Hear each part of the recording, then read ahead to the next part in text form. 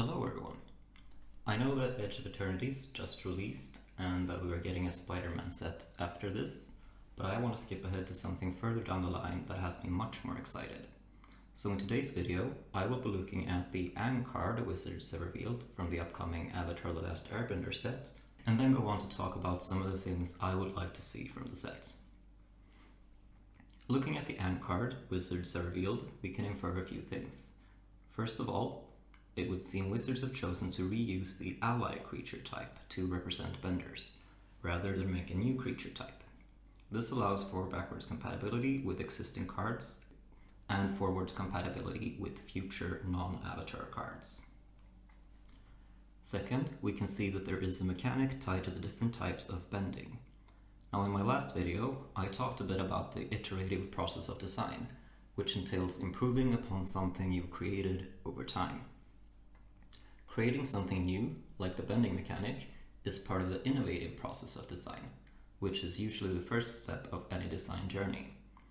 In one of my previous videos, I talked about Skyrim Shouts and briefly walked through my design process of those cards, which is another example of innovative design.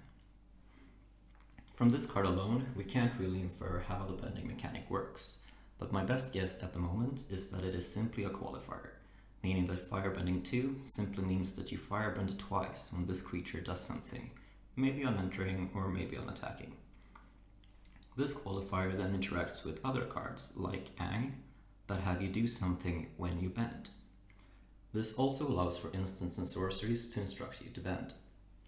Regardless, I'm very curious and excited to see what innovation Wizards have cooked up for the bending mechanic. Now let's look at some of the things from the show I'd like to see represented in cards, and some of my ideas about how those cards might look, starting with our favorite furry friend, Appa. I think the most flavorful way to represent Appa is through a mount that gives the creatures that saddle it flying. I've chosen to limit it to giving 4 creatures flying, since that is the size of the core group for much of the show. I've also considered adding airbending to the card, since the Sky Bison were the original airbenders. Now, some of the numbers here are left blank since they are not that important to the core of the card, but something that will be determined further down the line. And you will notice this on some of the future cards I will be showing as well. Next up, I've concocted a card for Wan Chi Tong, the knowledge-gathering spirit of the Great Library in the Desert. I wanted to capture the nature of the sinking library that Wan Chi Tong curates in their card, and I thought that milling perfectly captures a sinking library in magic terms. I also wanted to represent the knowledge gathering aspect of the character, so when you gather more knowledge or draw more cards, the library sinks a little bit more, aka you mill.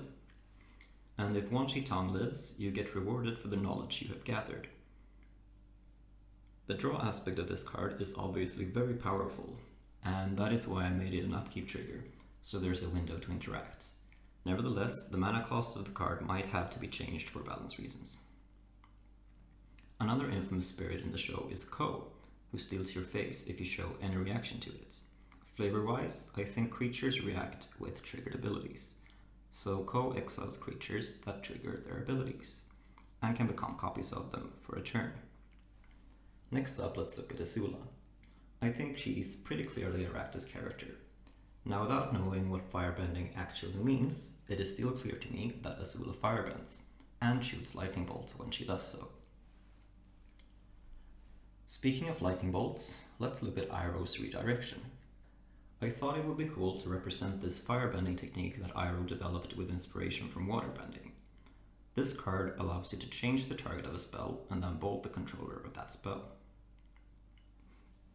Next, let's head into Ba Sing Se and be greeted by none other than Ju Di. This totally not creepy spokesperson of the court will make sure you have no opportunity to cause any trouble while you're here. And if you don't comply, you might get an invitation to Lake Laogai. Ju Di is a very interesting character, as we learn that there are many Ju Dis, and they are all brainwashed and used by the Dai Li to maintain the status quo illusion that there is no war, by having them run interference on foreign entities that might upend that illusion. The brainwashing in question takes place beneath Lake Laogai. I thought it would be cool to represent this through a Mind Sliver effect that doesn't allow you to attack, since there is no war in Ba Sing Se. Furthermore, removing the ability to attack inherently balances the effect a bit more, since you can no longer trump attack your opponent's board into your own, and then immediately win on the crackback. Another curiosity from Ba Sing Se is Bosco the bear, who is rather unique in the show for simply being a bear. So this card designed itself. Now, you could argue that a vanilla 2/2 has no place in current day limited formats, and while I agree that the gameplay of a card like this is not exciting unless there's some sort of theme built around it like in Aether Drift, for a Universes Beyond product, flavor is always front and center. Another Earth Kingdom animal I'd like to see represented is the original Earthbenders, the badger moles. Next up, let's look at Cave Dance Party. When rewatching the show recently, I just knew that I had to capture this event in a card, and my first idea was an enchantment that gives your creatures haste and exiles the top card of your library when you attack, allowing you to play it for the turn. Then I thought of making it a saga, chronicling the gathering of the kids for the party in the first chapter, the dancing itself in the second chapter, and finally the escape of Aang with the help of the other kids all disguising themselves to look like him.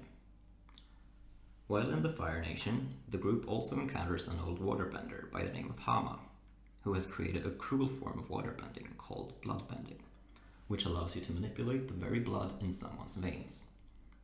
While I still don't know what the bending mechanics entail, if my current guess is correct, the Hama card could look something like this, having waterbending itself and allowing you to manipulate the bodies of your enemies with concerted effort.